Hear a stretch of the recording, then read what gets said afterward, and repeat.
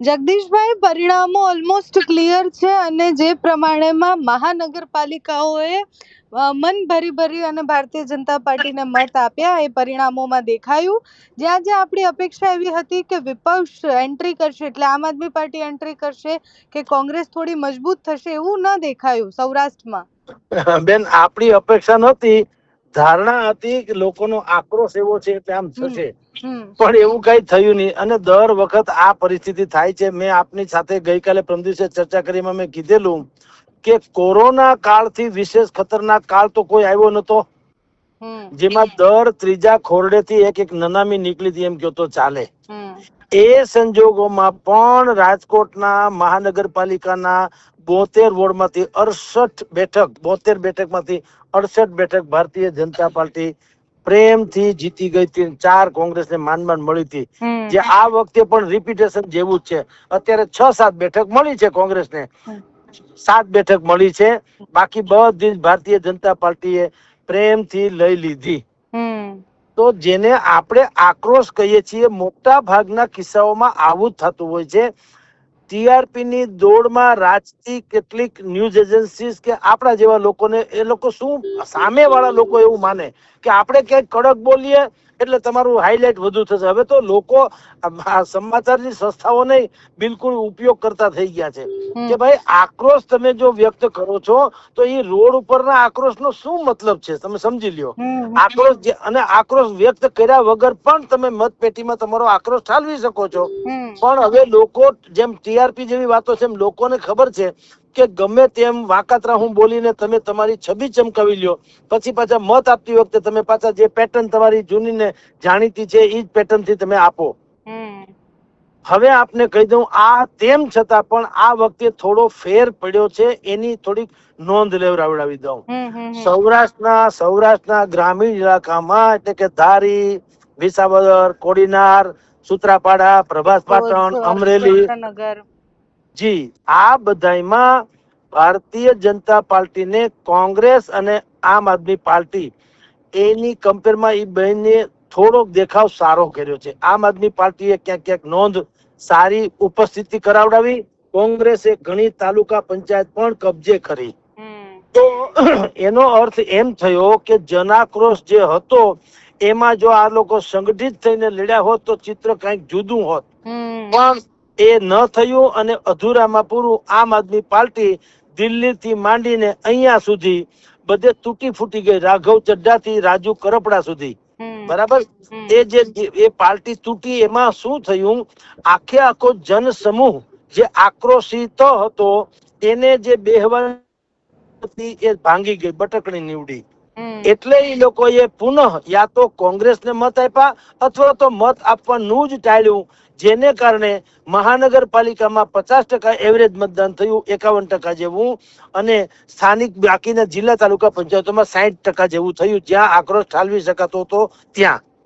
તો સવાલ આ ચૂંટણીમાં આપણે ઓવરઓલ તમને કહું તો મોટા ભાગે ભલે તમામે 15 મહાનગરપાલિકા ભારતીય જનતા પાર્ટીએ અંકે કરી લીધી, તાલુકા જિલ્લા પંચાયતોમાં મેક્સિમમ ગયા વખતે એટલે 2021માં હતું એવું જ ચિત્ર આ વખતે પણ છે. મોટા ભાગે થોડું ઘણું બાદ કરો તો પણ ફેર જે છે એ તાલુકા અને જિલ્લા પંચાયતોમાં કેટલીક બેઠકોમાં આમ આદમી પાર્ટી અને કોંગ્રેસે પોતાની નોંધ કરાવડાવી છે. તો આનું ગુજરાતી શું? ગુજરાતી ઈ કે પરાજયનું પોસ્ટમોર્ટમ તો થતું થશે, આ વિજયનું પોસ્ટમોર્ટમ પણ ભારતીય જનતા પાર્ટીએ 2027 પહેલા કરવું પડશે. કારણ કે ભાજપને આ વખતે આમ આદમી પાર્ટી અને કોંગ્રેસ કરતા વધુ નડ્યું હોય તો પોતાનો આંતરિક વિખવાદ, અસંતોષ, ઈગો ક્લેશ ઈ નડ્યું છે.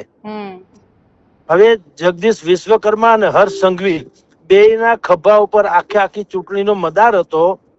એને પોતાનાથી બનતું કર્યું, પરંતુ હવે વેતરણી ભલે પાર કરી ગયા હોય પણ મુશ્કેલી શું થયું, ડોસી મરી જાય એનો ભય નથી, યમરાજા ઘર ભાળી જાય ને ઈ બહુ ખરાબ. જે કેટલાક ગાબડા પડ્યા, એ ગાબડા જે છે ભારતીય જનતા પાર્ટીના અસંતોષને કારણે પડ્યા. હવે ઈ જો 2027 પહેલા એને ડેમેજ કંટ્રોલ કરવામાં નહીં આવે અને થોડું કડક હાથે કામ લેવામાં નહીં આવે તો ભારતીય જનતા પાર્ટીને પણ આના ઉપરથી બહુ મોટો પડકાર સહન કરવાનો નોબત આવે તો જરાય સંશય નથી.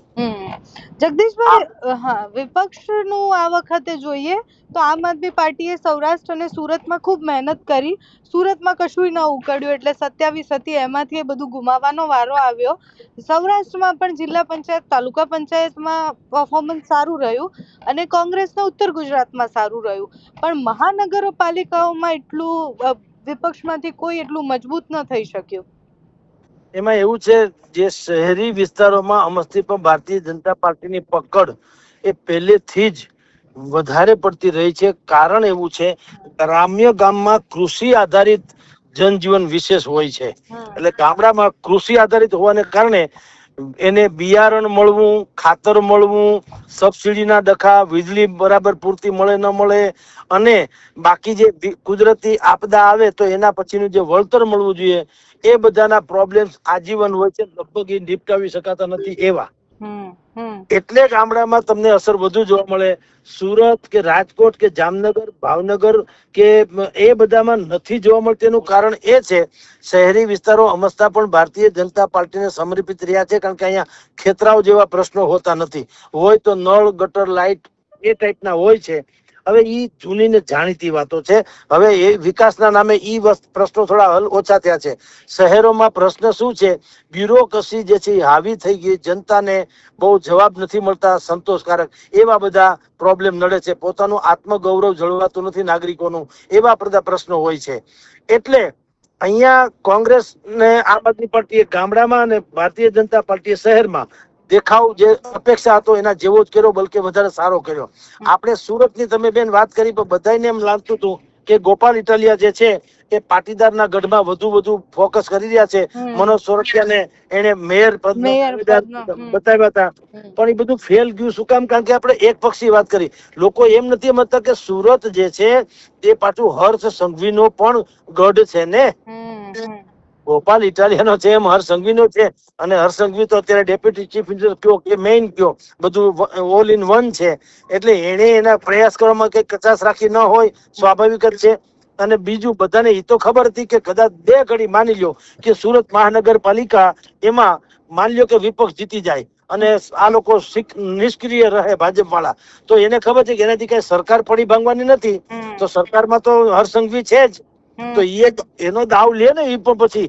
અને અત્યારે કઈ પારદર્શી છે, બધી ખબર તો પડે કયા વોર્ડમાં કોની નિષ્ક્રિયતાને કારણે કોને કેટલા મત મળ્યા વિપક્ષોને, એ બધું જાણી શકાય એમ છે. એટલે પછી એને લોખંડી હાથે કામ લીધું. જગદીશ વિશ્વકર્મા અને ભાઈ હર્ષ સંઘવી બેને અંતે એને શ્રેય મળ્યું. અને ગોપાલ ઇટાલિયા કયો કે આમ આદમી પાર્ટી કયો, એને પટેલિઝમ ઉપર વધુ ધ્યાન આપ્યું, એને કારણે એને વધુ પડતી થાપ ખાવી પડી. જી જગદીશભાઈ, છેલ્લો સવાલ છે. તમે જેમ કીધું કે જીતનું આપણે પોસ્ટમોર્ટમ કરીએ તો કયા મુદ્દા ચાલ્યા અને કયા મુદ્દા ના ચાલ્યા? જુઓ, એક જ મુદ્દો આમ તો આખી ચૂંટણીનો હતો બેન, એન્ટાયર આખી સ્થાનિક સ્વરાજ્યની 10,000 ની બેઠક છે, 9,660 કે જે છે એ બધી, એમાં મુદ્દો કોઈ નતો. એક જ મુદ્દો હતો, પ્રો ગવર્મેન્ટ, એન્ટી ગવર્મેન્ટ. બસ બે જ મુદ્દા સામસામા. યા તો તમે સરકાર તરફી છો યા સરકાર વિરોધી છો, કારણ કે બાકીના બધા જ પ્રશ્નો એમાં આવી જતા હતા. હવે બે જ મુદ્દા હતા, પ્રો અને એન્ટી. એમાં એન્ટીમાં હતા એમાં વેર વિખેર હાલત હતી. આમ આદમી પાર્ટીમાં પણ ચૈત્ર વસાવા તાણે આદિવાસી ભણી, ઈસુદાન ગઢવી તાણે સૌરાષ્ટ્રમાં ઓબીસી ભણી, ગોપાલ ઇટાલિયા તાણે પટેલિઝમ ભણી, પ્રવીણ રામ તાણે ભાવનગર પંથકના ગોહિલવાડ ભણી, વગેરે વગેરે. તો એક જ પાર્ટીમાં 3-4 અલગ અલગ ફાટા છે. કોંગ્રેસમાં પણ એ જૂની ને જાણીતી વાત તો છે જ કે એમાં જૂથવાદ ચરમસીમાએ હતો. પણ અને આ વખતે કોંગ્રેસે નવોદિતોને ઉભા રાખ્યા, તો એમાં નવોદિતોને પ્રોજેક્ટ કરવાની જવાબદારી સિનિયરોની હોય. તો સિનિયરો એટલા નીકળ્યા નહીં કે ભાઈ હવે મારા પછીની પેઢી તૈયાર થઈ રહી છે, તમે એમાં મને જ ભાળો. જેમ ભગવાન કૃષ્ણએ કીધું ને કે વૃક્ષમાં પીપળો હું છું, પ્રાણીઓમાં પશુ પ્રાણીમાં ગાય અને સિંહ હું છું, પર્વતમાં હિમાલય હું છું, નદીમાં ગંગા હું છું, તમે બધામાં હું છું એમ માનો. એવી રીતે સિનિયર જે ભાજપ કોંગ્રેસ બેયના સિનિયરોએ પોતાના જુનિયરમાં જે નામ હોય તે એને કેવું જોઈએ કે આ બધામાં તમે અમને ભાળો, અમે છીએ, અમે આ બધું ઊભી રાખી છે, ઇમારત આખી નાખી તો એને તમે આગળ ધપાવો, એવું કોઈએ કર્યું નહીં. એટલે કોંગ્રેસ અને આમ આદમી પાર્ટી ભલે થોડીક ફતેહ મેળવી તો પણ એને એમ પોસ્ટમોર્ટમ કરવાની જરૂર છે કે જો આપણે રણનીતિગત સારી રીતે ચાલ્યા હોત અને જો સંપીને લડ્યા હોત તો ચિત્ર કંઈક જુદું હોત, આના કરતા વધુ ઉજળું હોત. અને ભારતીય જનતા પાર્ટીએ જીતનું પોસ્ટમોર્ટમ કરવું પડે એમ છે કે આપણે ભલે આ ફતેહ કરી, આખી વાત તો જીતી તો ગયા, પણ જીતવામાં હાફી શું કામ ગયા? કારણ કે આપણા લોકોએ ધાર્યા એવી મહેનત કરી નથી.